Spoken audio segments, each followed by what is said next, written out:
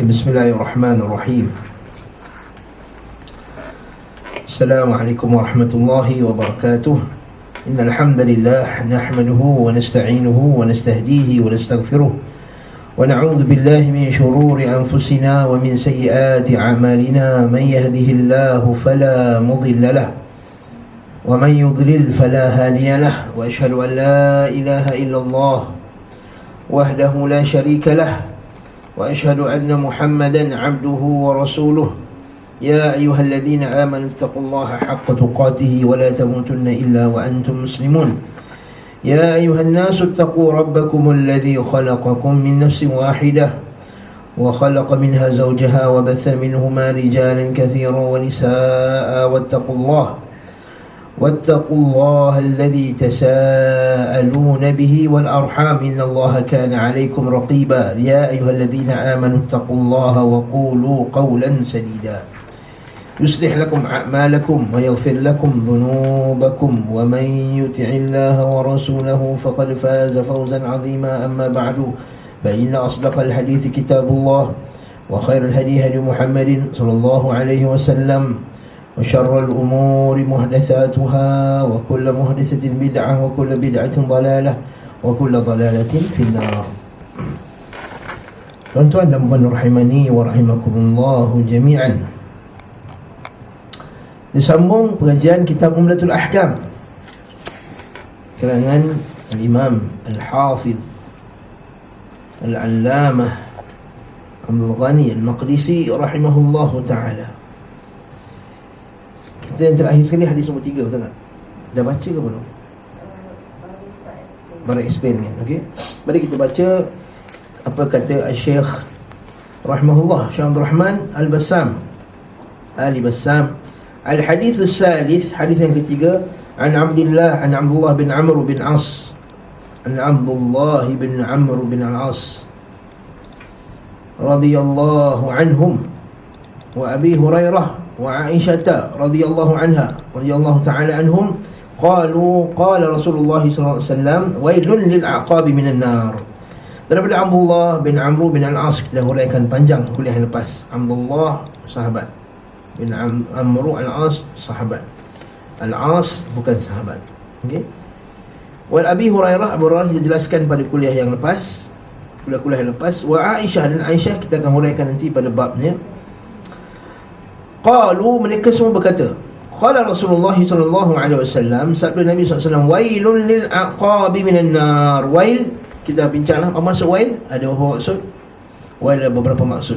Kalau ingat kata ada 6 maksud, tapi cukuplah kita faham. Wail ni pertama binasa, sedih, ataupun satu lembah dalam neraka. Wail, satu lembah dalam neraka. Tayyib. Lil aqab, aqab maksudnya apa? Aqab iaitu ma asfal qadamain, apa yang di atas tumit, tulang. Yes. Minan nar, daripada api. Gharibul hadis. Gharibul hadis terjemah sudah kosakata. Maksud hadis, perkataan. Bawah buku. Penjelasan lafaz. Penjelasan lafaz. Dalam bahasa Arab dipanggil gharibul hadis. Gharib maksudnya lafaz-lafaz yang tak difahami kalau kita tengok secara direct. Maksudnya kita perlu huraian. Gharib. Orang Arab pun tengok, dia pun tak berapa nak faham gharib ni, wail ni apa. Maksudnya aqab ni apa. Maksudnya dia tak berapa nak detail. Dia faham tak detail. Jadi al-wail al-azab wal-halak. Al-wail maksudnya azab dan kebinasaan. Wal-wail masdar, dan dia adalah masdar, kata terbitan. La fi'la lahu, maknanya dia tak ada verb. Biasanya perkataan bahasa Arab ni, kalau dia kata terbitan, dia mesti ada asal dia daripada satu verb. Contohnya macam kita sujud, dia ada perkataan sajada, ruku' raka'a, doa da'a. Contohnya kita kata kitabah, penulisan, katabah, tulis. Okey. Tapi wail dia tak ada. Kebinasaan lah. Tapi apa kata asal dia tak ada. Sebab dia kata masdar la fi'la lahu min lafzihi. Al-aqab jamak kepada aqib, wa huwa muakhkhar al-qadam, iaitu bahagian belakang kaki. Wa al fil aqab lil ahdi, dan alif lam dalam al-aqab itu lil ahdi, maksudnya untuk menspesifikkan. Ayu al-aqab allati la yanaluha al-ma, iaitu tumit yang tak kena air. Jadi maksudnya apa? Nabi kata apa? Tumit orang putih kata apa?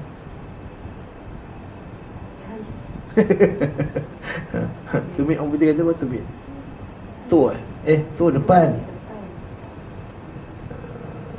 Tak apalah, tak kisahlah. Dia tumit. Dia tumit maksudnya spesifik tak? Spesifik.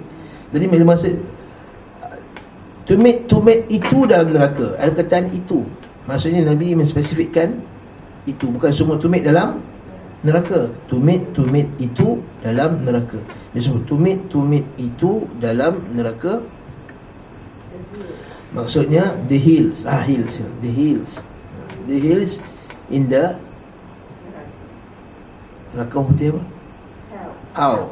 The hills are in the hell. Itu dia kata dalam neraka. Jadi ada the hills, maksudnya ada spesifik tak? Ada spesifik. Jadi spesifik tu apa yang dimaksudkan dengan the tu? Kata para ulama disebut ayu al-aqab, iaitu tumit-tumit yang tak kena air. Tumit-tumit yang tak kena air.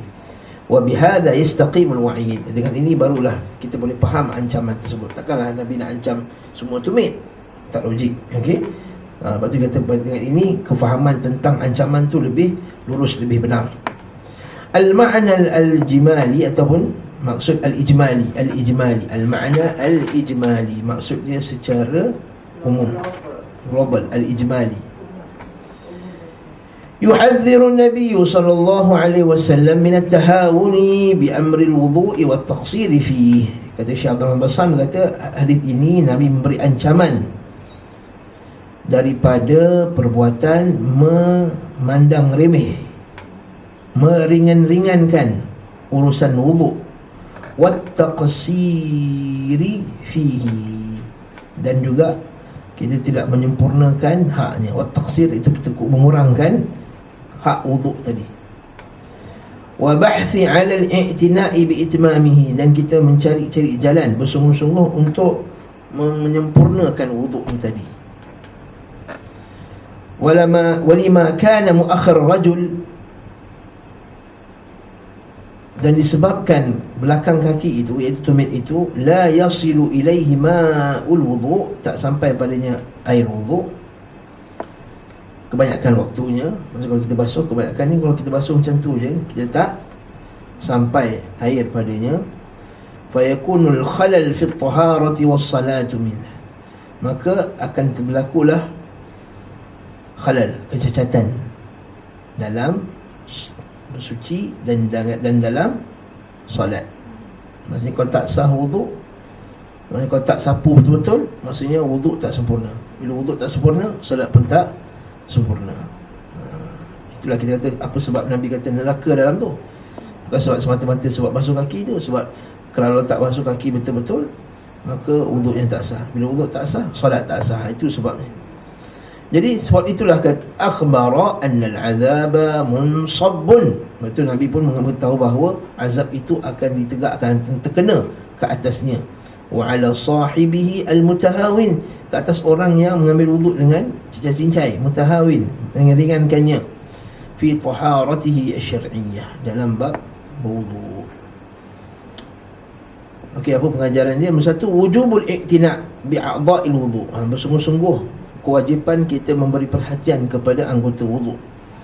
Wa adamul ikhlali bi syai'in minha, dan tidak kita tidak ikhlal maksudnya tak basuh betul-betul lah. Apa terjemahan buku puan?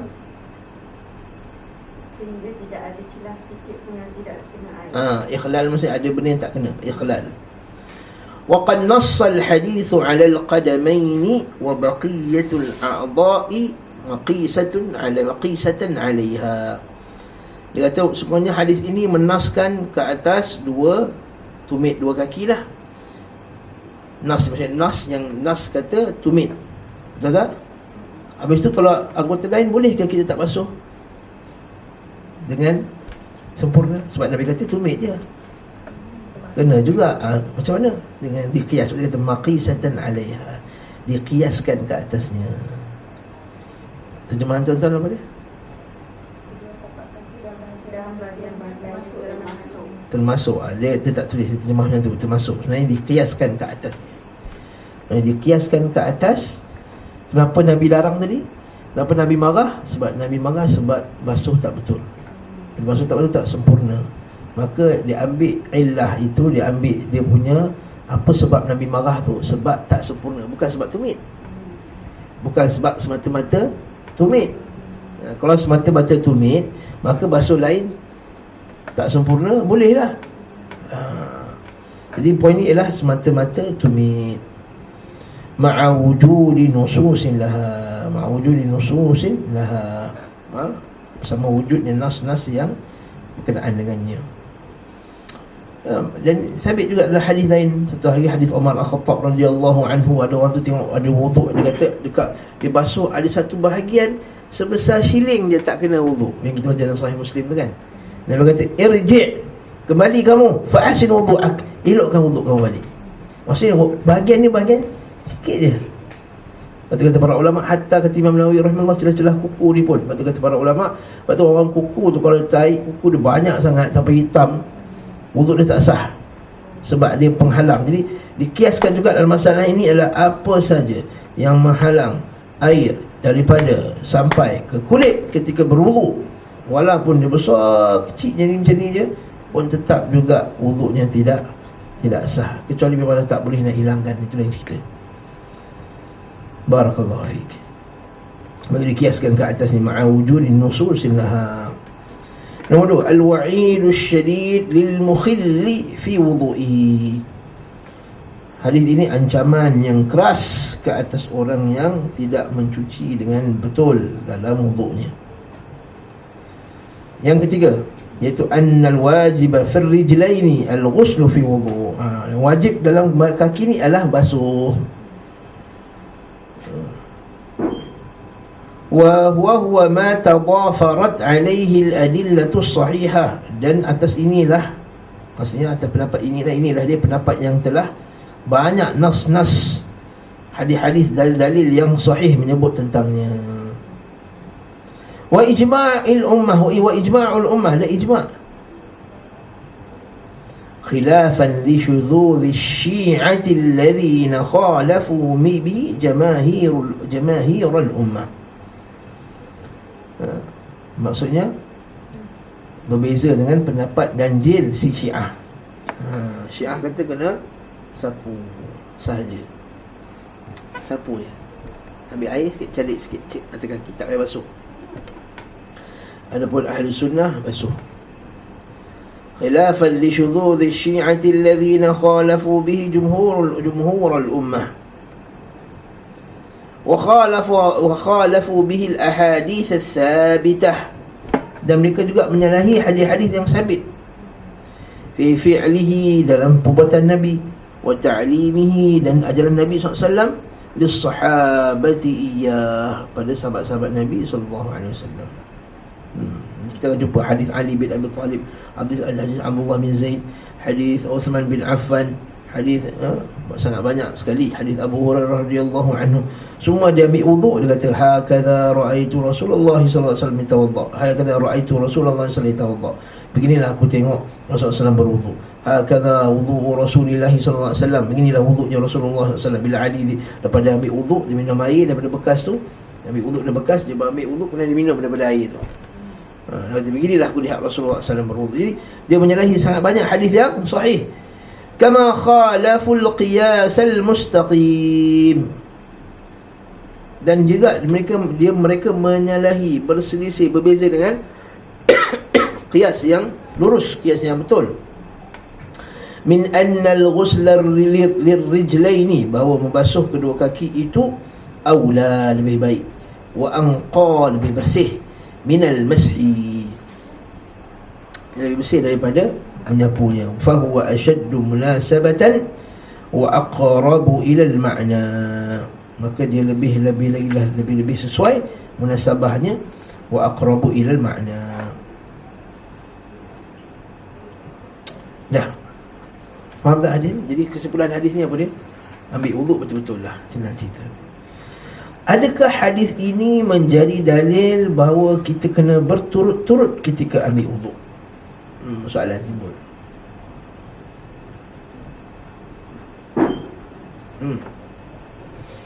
Sebab Nabi pernah tengok ada orang tu dia ambil wuduk tak bersih. Ambil wuduk tak sempurna, tak bersih lah, tak sempurna.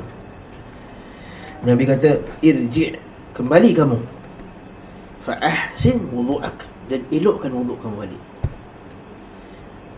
Dia kata, balik, dan kemudian elokkan wuduk kamu, betulkan wuduk kamu. Adakah maksudnya hadis ini menjadi dalil kita kena berturut-turut ketika berwuduk? Banyak kali. Maksud berturut-turut macam ni. Okey, apa maksud berturut-turut? Bahasa Arab panggil muwalat. Maksudnya sebelum, kita bagi ta'rifan ulama sebut, iaitu sebelum kering anggota yang telah dibasuh, dia membasuh anggota seterusnya.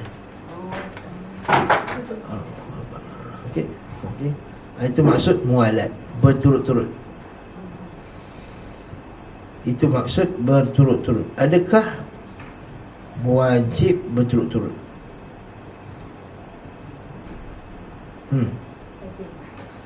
Kan? Mula kita basuh muka. Lepas kita basuh muka sekali, alamak, apa tu? Iklan apa tu? Dia tengok iklan. Oh, iklan ni. Lepas tu basuh tangan pula. Lepas tu, tapi jangan lama sangat, jangan sampai kering kan. Jangan sampai kering. Kalau kering, sah ke tak wuduk? Kena semula ke tak semula tu? Itu nak bincang. Sah ke tak wuduk tanpa berturut-turut? Kalau katakan sampai kering, tak sah wuduk? Tak tahu. Jawapannya sah. Sah. Dalam mazhab Syafi'i, al-muwalat berturut-turut hukumnya sunat. Berturut hukumnya sunat. Hadis Umar Al-Khattab yang dibaca tadi, iaitu lelaki tadi, dia ambil wuduk, kaki dia basuh tak bersih. Nabi kata, irji', patah balik dan basuh kaki kamu, fa'ahsin wuduk, elokkan wuduk kamu. Elokkan wuduk bukan maksudnya Nabi kata ulang balik wuduk kamu. Maksudnya basuh kaki je lah.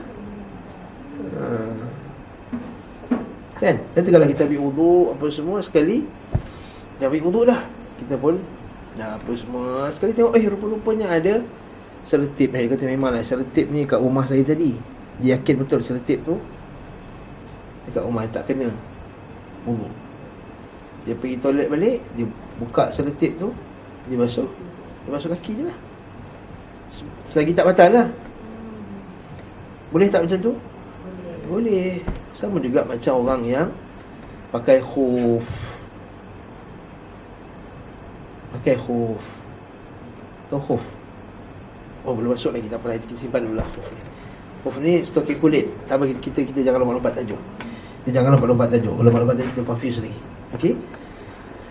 Barakallahu fiik. Jadi hadis ni jelas bahawa hadis ni bukan dalil bahawa kena muwalah wa ila aqab min an-nar. Apa pengajaran lain? Hadis ni ialah dalil bahawa boleh marah ketika mengajar. Ada juga dalil boleh mengangkat suara ketika mengajar. Wailul lil aqabi min an-nar. Batu Abu Hurairah kata asbighul wudu. Abu Hurairah kata sempurnakan wudu. Wailul lil aqabi minan nar, wailah bagi aqabi minan nar, bagi tumit-tumit yang tak kena neraka lah, bagi tumit-tumit yang tak kena air maksudnya, dan tak basuh dengan bersih. Ada soalan tak hadis nombor 3 ni?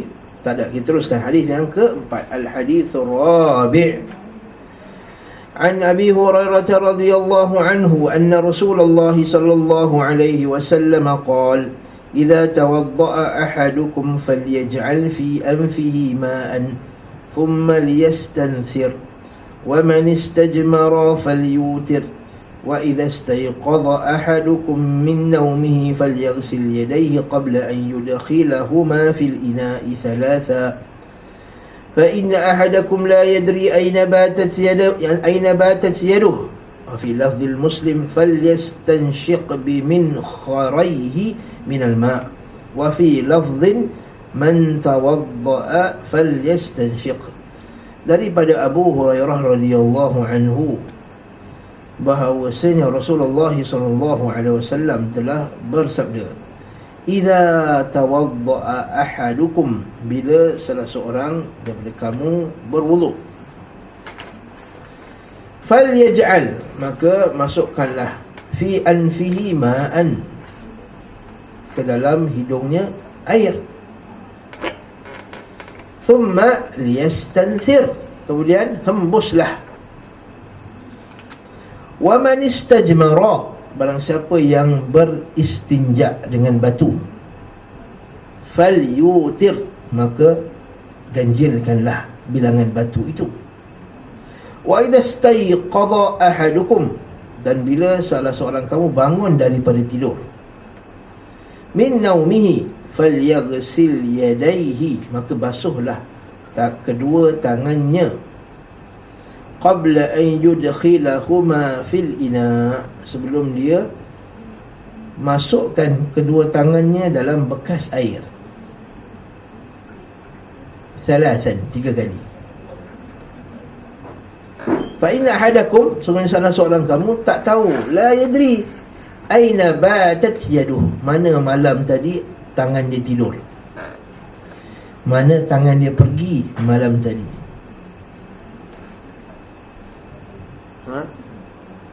Dalam lafaz Muslim pula, falyastanshik biminkharihi minal ma', maka nak ada istinsyaq, dia sedut air dan hembuskannya dengan minkharaih. Minkharaih ni apa? Saluran hidung daripada air.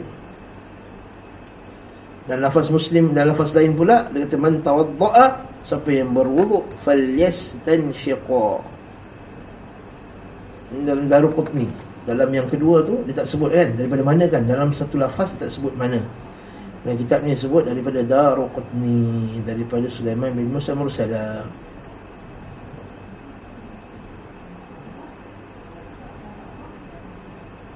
Okey, hadis ni nak cerita pasal apa? Kita huraikan dulu macam biasa, kita huraikan dulu.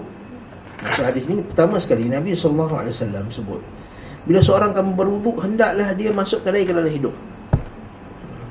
Maksudnya nak ambil wuduk, antara perkara yang kita buat ketika wuduk ialah kita, dia panggil al-istinsyaq. Al-istinsyaq ni apa dia? Iaitu dia masukkan air, kemudian dia al-intithar. Al-istinsyaq maksudnya masuk, al-istinthar maksudnya hembus. Jadi antara perkara yang dilakukan ketika orang ambil wuduk iaitu masuk air ke dalam hidung dan hembus. Cuma isu yang timbul, adakah dia wajib atau sunat? Itu satu lagi isu. Dia sunat. Kenapa tak wajib? Nabi kata, bila salah seorang daripada kamu berwuduk, hendaklah dia hafal macam perintah tu. Wajib. Yang pertama dekat kami. Wajib. Puan kata wajib. Sunat pula. Macam mana tu? Khilaf di kalangan para ulama kita. Yang betul, memang khilaf lah. Berlaku para ulama beza pendapat, adakah wajib ataupun sunat. Jawapannya dia adalah hukumnya sunat. Kenapa sunat, Ustaz? Bukankah ada perintah daripada Nabi SAW ini? Kerana di sisi mazhab Syafi'i, yang wajib itu apa yang Quran sebut. Bila kamu bangun tidur, bila kamu nak dirikan salat, basuhlah muka, kemudian basuhlah kedua tangan sampai ke siku, kemudian sapulah kepala, kemudian basuhlah kaki, kedua kaki. Itu yang wajib. Campur niat, sebab niat tu memang semua amalan kena ada. Yang keenam, apa dia? Tertib. Sebab ayat tu kata kan, idza qumtum ila salat faghsilu, maka basuhlah wujuhakum wa aydiyakum wa faghsilu wujuhakum wa aydiyakum il marafiq famsahu, kemudian sapu kepala. Dia ada kemudian. Dia sebut ada kemudian, maksudnya turutan tu kena ada. Jadi tertib wajib ke tak? Tertib wajib. Lepas tu dari mazhab Syafi'i, rukun wuduk tu ada berapa? Ada 6. Dari mazhab Syafi'i, rukun wuduk ada 6. Apa dia? An-niyah inda ghaslil wajhi.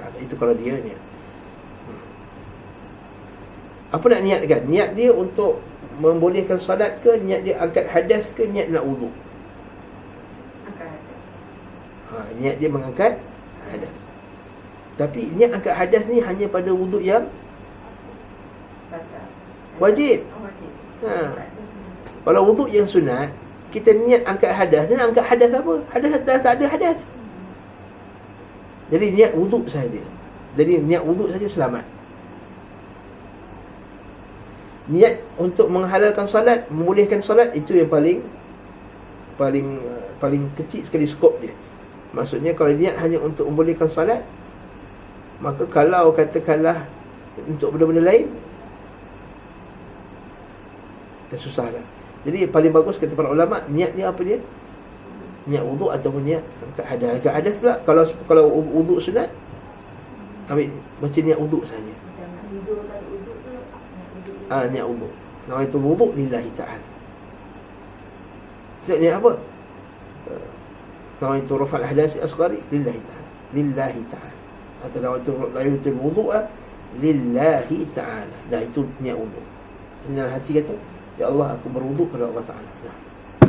Kalau angkat hadas, tadi sekali, kalau angkat hadas, dia tak valid pada wuduk yang sunat. Sebab dia tak angkat hadas apa-apa pun.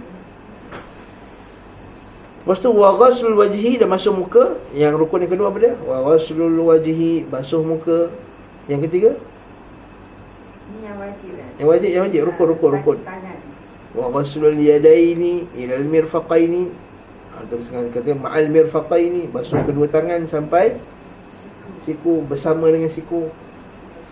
Lepas tu wa mashu ba'dir ra'si, sapu sebahagian daripada kepala. Itu mazhab Syafi'i. Sebahagian. Dan sebahagian tu kat mana? Sama ada yang paling bagus sekali dekat tempat tumbuh rambut, ataupun pada rambut, tapi rambut tu mesti dekat kawasan kepala. Kalau rambut dia panjang macam ni, rambut dia panjang macam ni, dia sapu kat sini je. Boleh tak? Tak boleh. Sebab rambut dia dah terkeluar dekat luar daripada kawasan kepala. Kamu perempuan panjang, dia kata yang sah 3 helai je. Syafi'i kata 3 helai. Jadi dia 3 helai lah, tentu je. Boleh tak? Dia mesti sapu tu mesti apa-apa rambut yang dekat kawasan kepala. Hudud ar-ra's kat sini, kawasan sini. Barulah dia kata boleh sapu. Walaupun kalau 3 helai rambut tu boleh, tapi mesti dekat rambut yang dalam atas kawasan kepala. Yang paling afdalnya dekat tempat tumbuh rambut lah, kepala. Kita sentuh lah, sentuh kepala tu. Wa masih ba'd ar-ra's. Dan ba'd ar-ra's ni kat sini boleh, sini boleh, sini boleh, sini boleh, sini boleh, sini boleh, sini boleh. Walaupun afdalnya muqaddimur ra's. Itu yang wajib. Ada pun yang sunat, kita akan jumpa dalam hadis Uthman bin Affan nanti, iaitu Nabi sapu seluruh kepala. Saya nak bagi tahu yang wajib dulu. Okay. Kemudian apa dia? Basuh kaki hingga ke buku lali. Basuh kaki hingga ke buku lali. Baik. Lepas tu yang terakhir sekali, at-tartibu ala ma dzakarna, tertib. Jadi ini 6 rukun wudu. Habis itu ustaz yang lain, yang kumur, masuk air dalam hidung, basuh tangan sebelum wudu, apa lagi? Baca bismillah. Hukumnya sunat. Telinga sunat. Di mazhab Syafi'i telinga sunat. Kan kata kaedah Syafi'i, mazhab Syafi'i apa dia? Apa dalam Al-Quran. Okey, kenapa mazhab Syafi'i kata apa dalam Al-Quran? Sebab berlaku dalam satu kes, seorang lelaki ni dia ambil wuduk tak sempurna. Nabi kata, tawadda, berwuduklah kamu bima amarakallah. Wuduklah kamu sebagaimana Allah Ta'ala telah perintahkan kamu. Maksudnya perintah kamu dalam Al-Quran dan surah Al-Ma'idah tu. Jadi dipahami daripada nas ini, dalil ini, bahawa yang lain tu semuanya adalah sunat. Jadi perintah Nabi sini, bila kamu nak berwuduk, masuklah air kamu ke dalam hidung. Maka itu perintah yang sunat. Kerana ada sarif, ada yang membawanya keluar daripada kewajipan. Perintah itu dikeluarkan daripada perintah yang wajib kepada perintah yang sunat. Kalau orang kata, ustaz, bukankah hidung itu termasuk dalam wajah? Jadi dia termasuk dalam perintah Allah Subhanahu Wa Taala. Basuhlah wajah kamu, sebab hidung sebahagian daripada wajah. Maka ulama mazhab Syafi'i kata tidak. Dia dimasukkan wajah tu apa yang kat luar. Dalam hidung dan dalam mulut dia tak namakan wajah. Bila orang kata tunjukkan wajah kamu, taklah kena buka mulut dia pula kan. Bila nanti kamu tak tunjukkan wajah kamu sebenarnya. Wajah kamu sebenarnya apa? Tak kena. Jadi barakallahu fik. Satu mazhab Syafi'i kata Imam Nawawi rahimahullah, wajah tu apa yang luar, apa yang dalam dia tak panggil wajah. Jadi inilah yang mazhab Syafi'i pegang. Itu satu. Yang kedua, macam mana kaedah nak masuk air? Adakah masuk air itu dengan kedua tangan ataupun sebelah tangan?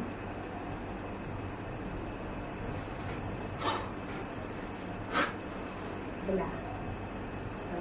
Dua-dua boleh. Okey. Air afdal dua-dua belah tangan. Berdasarkan hadis sahih al-Bukhari. Puk, sekali dia keluar sekali. Okey. Bagusnya sekalikan ke atau pisahkan?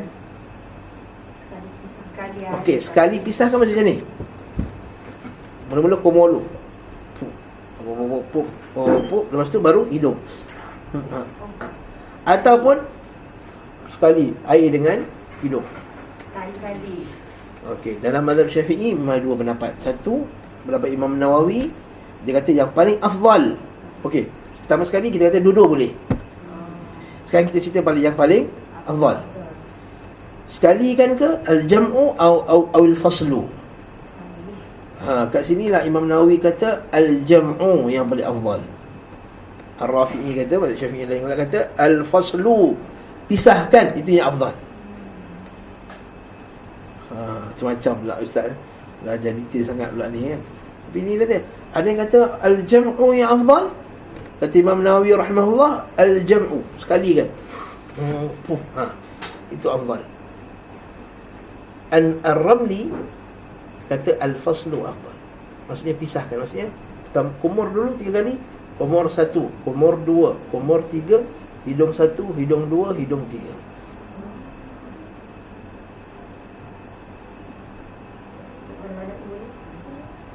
Mana afdal? Mana-mana boleh. Mana-mana pun boleh, tapi yang afdal sekali kan. Jam. Yang afdal jam sekali. Berapa kali nak buat? 3 kali. Umur 3 kali. Kemudian istinsyaq pun 3 kali.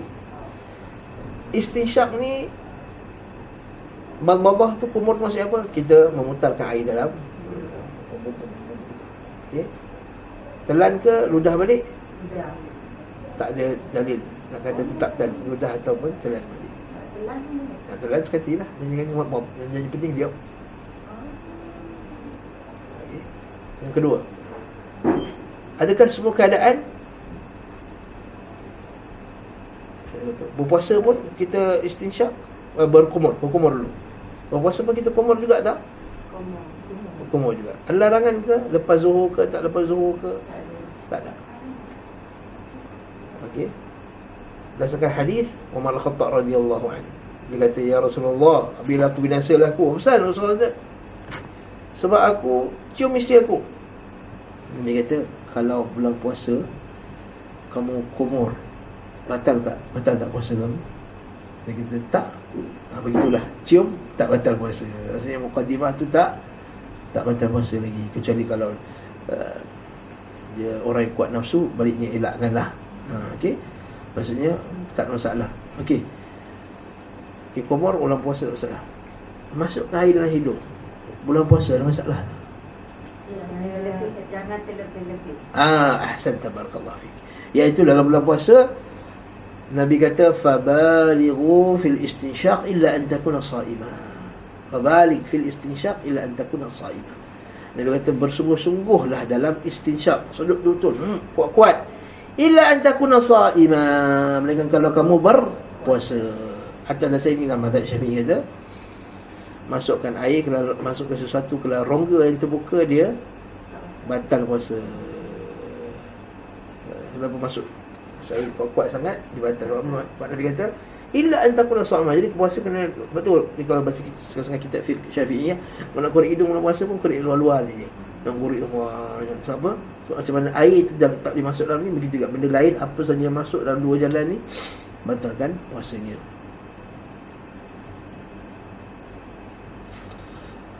Hadis Nabi SAW, isu seterusnya pula. Hadis Nabi SAW, Nabi kata, kamu berwuduk, kemudian kamu istinsyaq.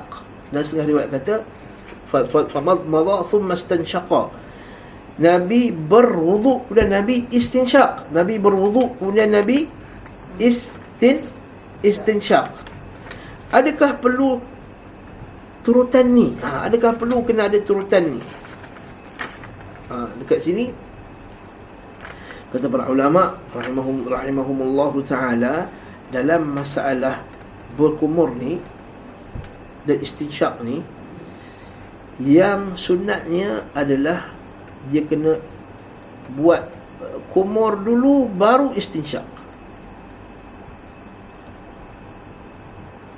Kumur dulu baru istinsyaq. Ataupun kalau buat serentak sekali pun barulah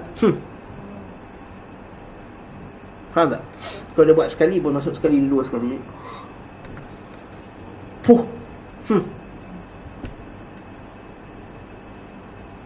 faham tak? Maksudnya dua-dua sekali. Kalau masuk sekali dua-dua, tapi bila keluar kumur dulu baru hidup. Kenapa? Sebab datangnya dalil thumma tamadmala thumma istanshaqa. Nabi berwuduk, berkumur, kemudian istinsyaq.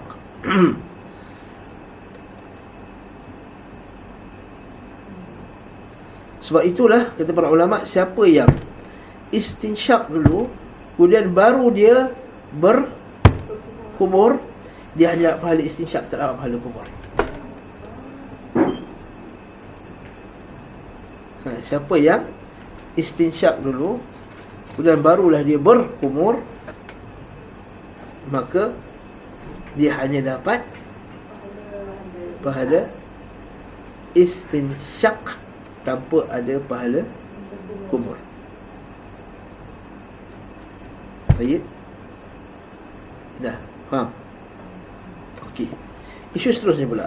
Banyak tu isu Dari segi sunat muakkad,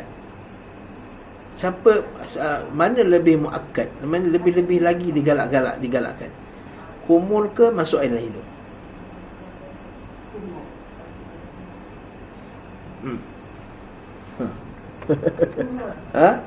Kumur ke masuk air dalam hidung? Yang lebih lagi akad adalah, yang lebih muakkad lagi adalah masuk air dalam hidung sebenarnya. Sebab apa? Sebab ulama berbeza pendapat. Sebab sebagai ulama kata wajib masuk air dalam hidung. Ulama kata wajib masuk dalam air dalam hidung. Kita belajar hadis Usman kan? Ustaz explain ada pendapat yang kata wajib hidung. Betul, sahih. Sebab ada sekali hadis. Okey, betul. Sahabat sekali saya cuba dalam mazhab Syafi'i. Kita kena cerita mazhab Syafi'i, kita cerita mazhab lain pula. Kalau saya follow yang masa yang kita belajar yang hadis Usman tu should be okay juga lah. Isu di sini. Siapa buat? Baguslah. Memang sudah Nabi SAW yang buat benda tersebut. Isu ni lah kalau siapa tinggalkan. Buat tak syak, buatlah. Sebab Nabi ni wuduk macam tu. Lepas tu bila kita mengaji pasal wajib, sunat, haram, makruh ni, bukan macam kita kata antara sunat dengan wajib. Bukan isu dia buat ke tak buat lah. Tapi isu dia ada dua isu dekat sini. Satu, kalau tinggal. Kalau tinggal kena sah, dia sah ke tak? Itu satu isu. Okey, rugi tu confirm rugi tinggalkan sunat Nabi SAW. Isu yang kedua adalah kalau air ngam-ngam nak basuh bahagian yang fardu, wajib, adakah kita boleh kumur masukkan dalam hidung? Ya, contohnya macam kita di Mekah kan kadang-kadang air tu terhad sangat. Sebab tak keluar, tak kita buat botol kita spray kan. Okey. Itu satu. Itu isu yang kedua. Isu yang ketiga, katakanlah kita ada waktu yang dah ujung-ujung je untuk solat. Kalau kita istinsyak, kita terkeluar waktu solat. Adakah ketika itu kita digalakkan lagi buat benda tu? Tak. Wajib. Kat sini lah para ulama dia perhatikan isu wajib dengan tak wajib ni. Sebab kalau tak perhatikan isu ni betul-betul, nanti pada waktu yang sepatutnya kan, nanti patutnya air tu cukup untuk yang fardu, tapi sebabkan dia buat yang ni tak cukup untuk basuh kaki contohnya. Maka ketika tu tak sepatutnya dia istinsyak dulu. Kat sini. Habis tu kenapa kita patah balik pada isu tadi, kenapa istinsyak lebih muakkad daripada kumur? Sebab berlakunya khilaf. Sebab bila di sisi mazhab Syafi'i, kaedah dia macam ni, kalaulah ada khilaf antara ulama benda tu wajib, dan di sisi mazhab Syafi'i benda tu sunat, dia lebih muakkad daripada benda yang sunat, yang semua ulama kata benda tu sunat. Contoh mandi sunat Jumaat untuk orang lelaki dengan datang awal Jumaat, mana lagi muakkad?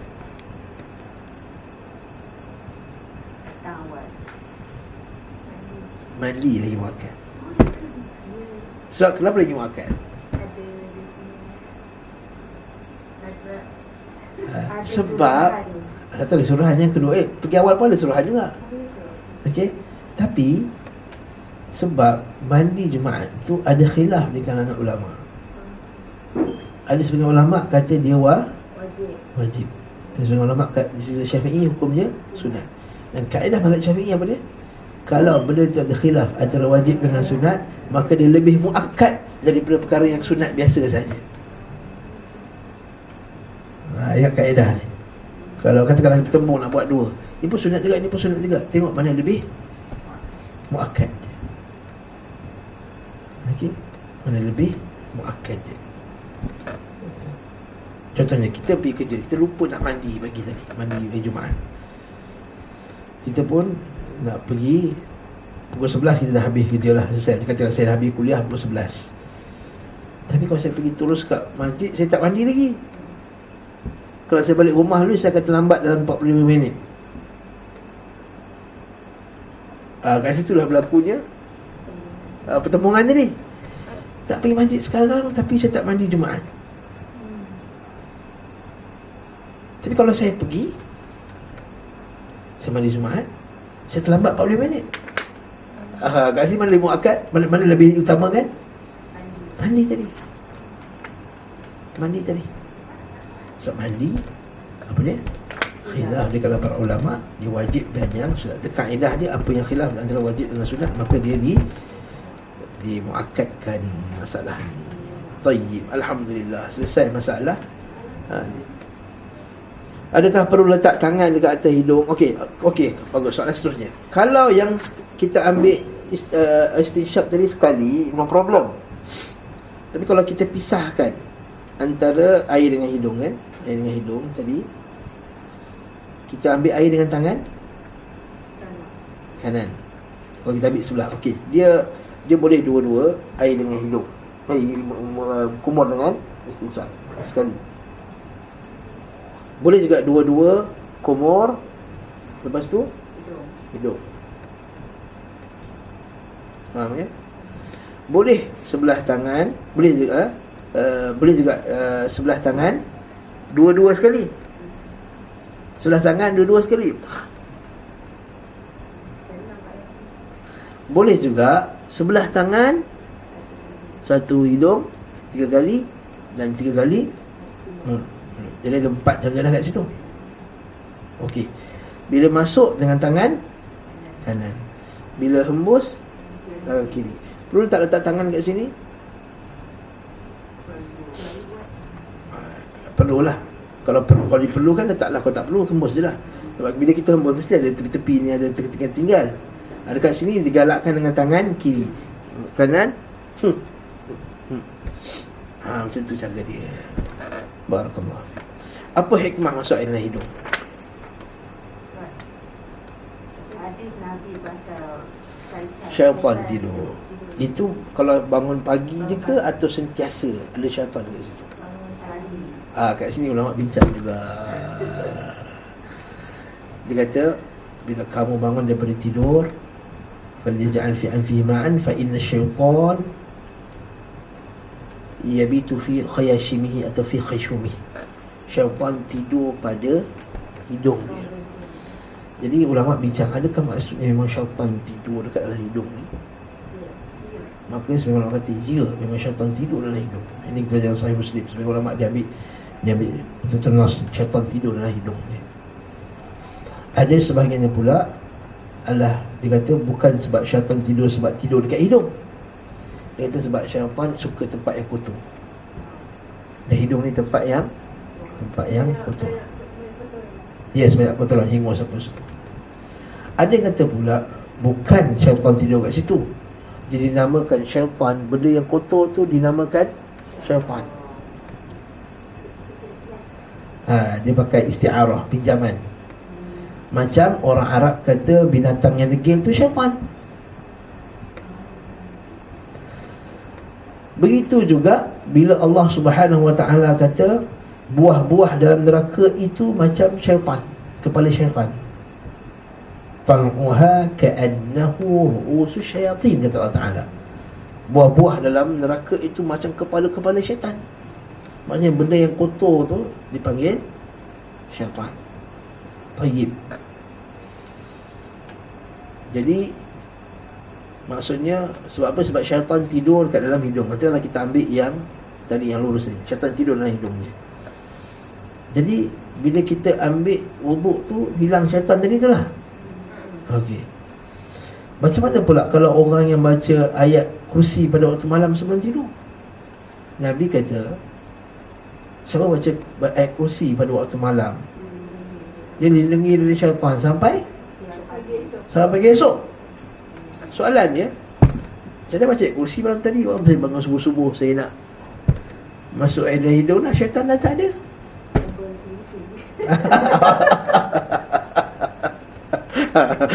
Itu soalannya. Soalan yang timbul, macam mana tu? Okey, jadi ada dua cara ulama. Satu dia kata syaitan itu tidur bagi orang yang tak baca ayat kursi pada waktu malam. Okey. Siapa tak baca ayat kursi, siapa baca ayat kursi, syaitan tak tidur. Ulama kedua tak. Dia kata syaitan tetap juga tidur. Hari itu baca ayat kursi tadi, syaitan tak boleh mengganggu dia. Iaitu syaitan dia tidur tapi dia tak boleh ganggu dalam hati dia. Dia duduk situ tapi dia tak boleh nak ganggu hati dia. Dia tumpang tidur tapi tak boleh ganggu dalam hati dia. Saya ulama kata tak, bukan macam tu maksud dia. Maksud dia ialah bila kita hingus tu ada, bila kita istinsyak, kita akan rasa segar. Kan pagi-pagi kalau mengantuk, nak kira mula ngantuk sangat, Allah, cuma sedut air dalam hidung, memang betul tersegar terus. Nak pula kalau dia sedut betul-betul sampai masuk ke atas ni, kalau pedih-pedih tu, pedih tu yang segarkan. Jadi dia sama macam kes yang Nabi kata, sebenarnya seorang itu bila dia tidur, syaitan akan ikat dia dengan 3 ikatan. Bila dia bangun, buka 1 ikatan. Bila dia wuduk, terbuka lagi 1 ikatan. Bila solat, habis langsung, tak ada ikatan langsung. Sama lah macam tu maksudnya syaitan. Jadi itu dia punya faedah pertama, masuk air dalam hidung. Faedah kedua, faedah yang jelas apa dia? Bersihkan hidung. Kata Imam Khattabi rahimahullah ta'ala dalam kitab Ma'alimus Sunan, dia kata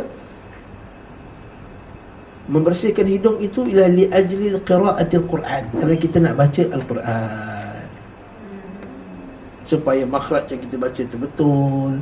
Ayat hidung, bila makhraj hidung semua, makhraj khayshum, mim, nun semua cantik. Jadi tak adalah bila kita dengung sangkut, kadang-kadang bila kita dengung kita banyak, bila kita baca dengung sangkut kat hidung. Jadi bila kita bersihkan hidung, senang kita nak baca makhraj yang keluar daripada hidung, khayshum, seumpama dengannya, nun, mim, kan, seumpama dengannya. Nah, dah selesai masalah ni? Soalan lagi tak? Masalah air masuk air dalam hidung ni.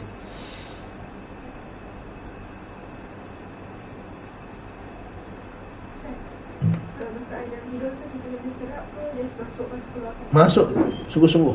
Masuk. Kemudian hembus dia.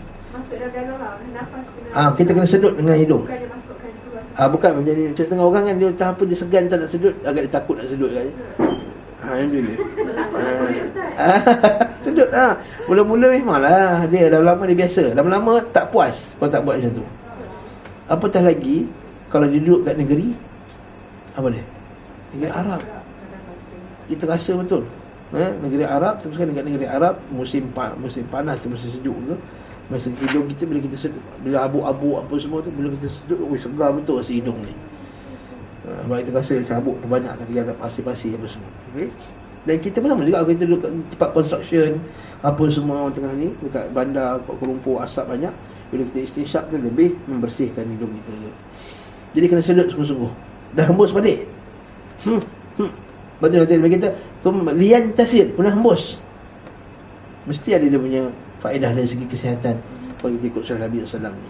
Okey, seterusnya pula. Wa man istajmara falyutir. Ini satu lagi isu pula. Ini pun ambil masa mungkin banyak juga ni, iaitu siapa yang istijmar. Istijmar ni diambil dari perkataan jamr. Jamrah maksudnya apa dia? Batu. Kalau kita ada jamrah aqabah, bila kita melontar kan, kita jamarat, jamarat, melontar batu, tempat melontar batu, jamarat. Jadi jamrah falyastajmir maksudnya ambil batu. Ambil batu ni maksudnya ialah untuk istinja. Okey. Nabi kata bila seorang itu istinja, maka witirkanlah dia. Jadi kat sini ada isu yang kita nak bincang. Kalau ganjilkanlah dia, satu pun ganjil tak? Ganjil. Jadi kat sini isu, kalau satu sah tak? Tak sah. Tak sah. Okey, mari kita cerita. Jadi kat sini kita berhajat untuk cerita pasal istinja pula dalam masa 10 minit. Untuk kita habiskan.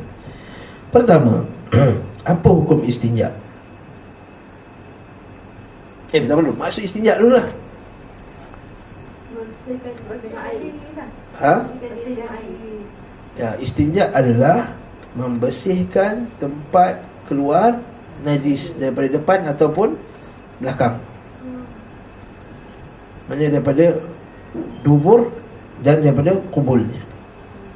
Yang dikata izalatul kharij al-kharij an-najas al-mulawwath, yang kotor, min al-farji bima'in aw hajar. Jadi ada 4 rukun. Jadi ada 4 benda. Maksudnya ada 4 komponen utama dalam istinja. Yang pertama, alat istinja.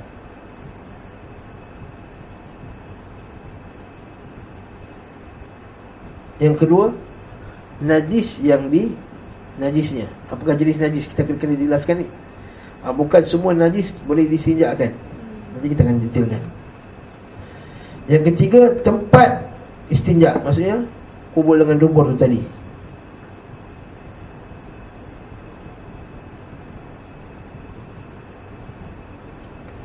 Yang keempat, orang yang istinja. Orang yang melakukan istinja tadi. Okey. Apa hukum istinja dulu? Isu yang pertama, apa hukum istinja? Hukum istinja wajib. Wajib. Okey, istinja wajib ke tak ada air ke wajib je? Wajib je. Okey, istinja jangan sama dengan tayamum. Istinja ni maksudnya bersihkan, sama ada dengan air atau bukan dengan air. Dengan faham? Istinja tak kisah, sama ada air atau bukan air. Semua perbuatan menyucikan tempat tu dipanggil istinja. Cuma bila kita spesifikkan lagi, gunakan batu, baru dipanggil istijmar. Jadi setiap istijmar tu istinja, tapi bukan semua istinja tu istijmar. Itu kaedah al-umum wal khusus. Tapi wajib ni bila apa? Wajib bila keluar benda yang kotor, mulawas. Macam kencing, macam air madhi, macam darah, macam tahi. Masa Melayu ni kalau sebut najis tu, tahi pun najis juga kan. Jadi kita kena keliru. Okay? Keluar tahi. Orang putih kata feces. Apa feces? Kan? Feces saya sebut dia. Feces ke feces? F-A-E-C-E-S tu. Macam nak sebut nama makhraj, saya pun tak faham. Okay? Barakallahu fiik. Naam.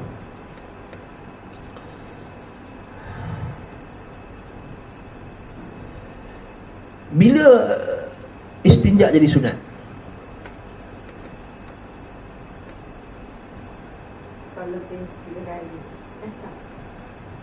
Iaitu bila keluar benda yang tak kotor.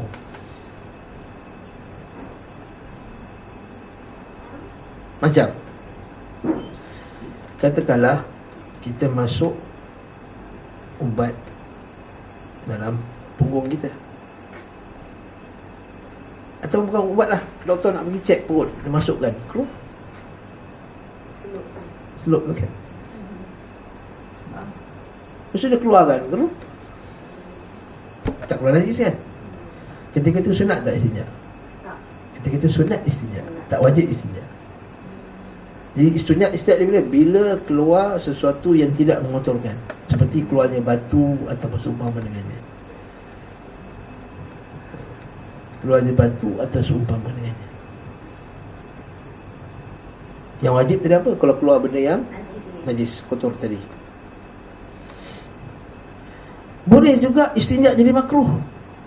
Ustaz, istinja makruh juga. Bila istinja makruh? Iaitu istinja sebab kentut. Nak kentut pun nak istinja juga. Yang ni makruh.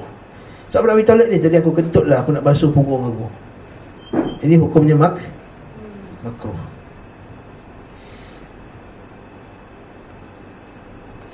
Boleh juga istinja ni jadi haram. Istinja ni jadi haram pula Ustaz.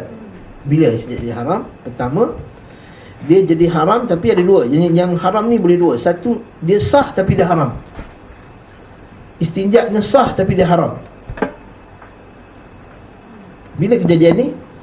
Iaitu bila dia istinja dengan air yang dicuri contohnya. Dicuri air orang tu dan dia istinja.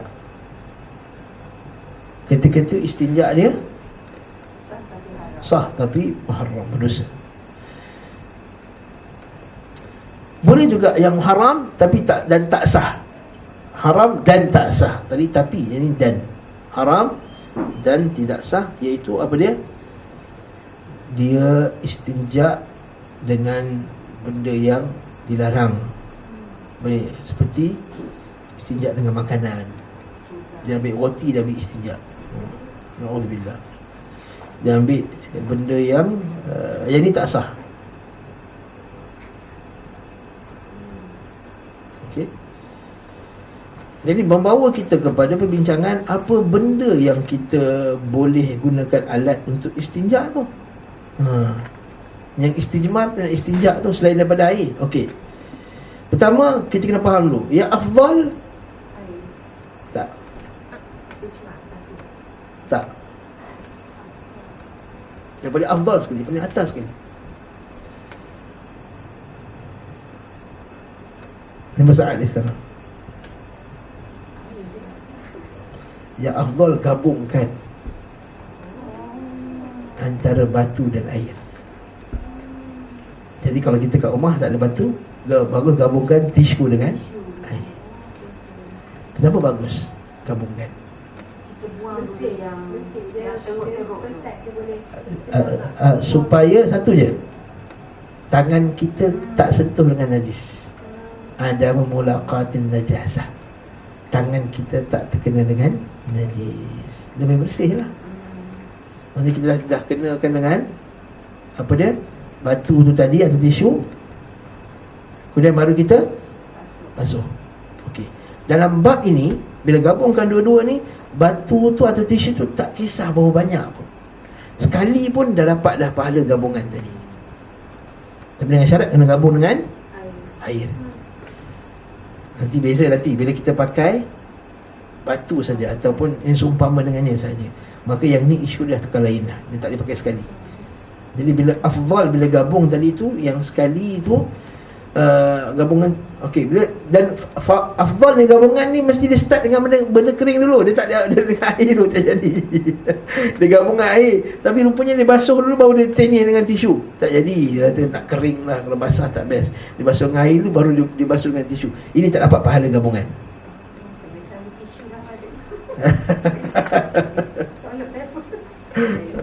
Jadi yang afdalnya gabungan tu tadi. Jadi al-jam'. Okey, mesti thumma, kena ada kemudian. So apa sebab dia, kita sebut kerana tisu tu dia menghilangkan ain najasah, dia menghilangkan fizikal najis tu. Di tangan kita tak kena najis lah. Nak pula kalau waktu-waktu tertentu yang kita punya bila buang air besar tu tak berapa nak clear sangat kan.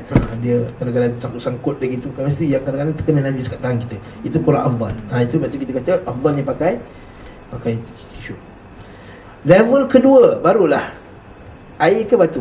Kalau salah satu, air dululah pada afdal. Okey, tak syak lagi. Okey.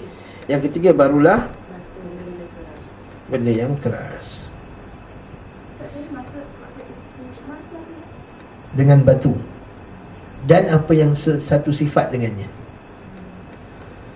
Okey. Kemudian kita masuk pula istinja dengan batu tadi. Apa syarat dia? Okey, kalau istinja dengan air senang, basuh sampai hilang najis. Khalas, habis itu.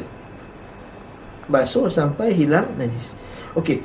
Dia terkait dengan istinja dengan batu ni pula, dia ada 3 masalah yang penting. Pertama, syarat batu. Yang kedua, syarat sapuan. Yang ketiga, syarat bagi najis yang keluar tu. Bukan semua najis yang keluar kita boleh istinja dengan tisu. Yang tiga ni saya akan jawab dalam kuliah akan datang, sebab dah pukul 10 dah. 10 tepat. Nah. Jadi kita simpan, ingat saya minggu depan, syurutul hajat, syarat batu. Batu yang macam mana yang boleh nak buat istinja ni? Yang kedua, syarat sapuan, maknanya sapu macam mana yang boleh hilangkan menjadi istinja ni? Yang ketiga, syarat najis yang keluar. Najis jenis apa yang keluar yang kita boleh istinja? Masya Allah, benda ni ini bagus belajar ikut mazhab Syafi'i. Mazhab dia detail, dia very detail masalah ni. InsyaAllah kita akan jelaskan. Nanti kita masuklah isu boleh ke istinja dengan tisu basah, wet tisu macam sekarang orang buat.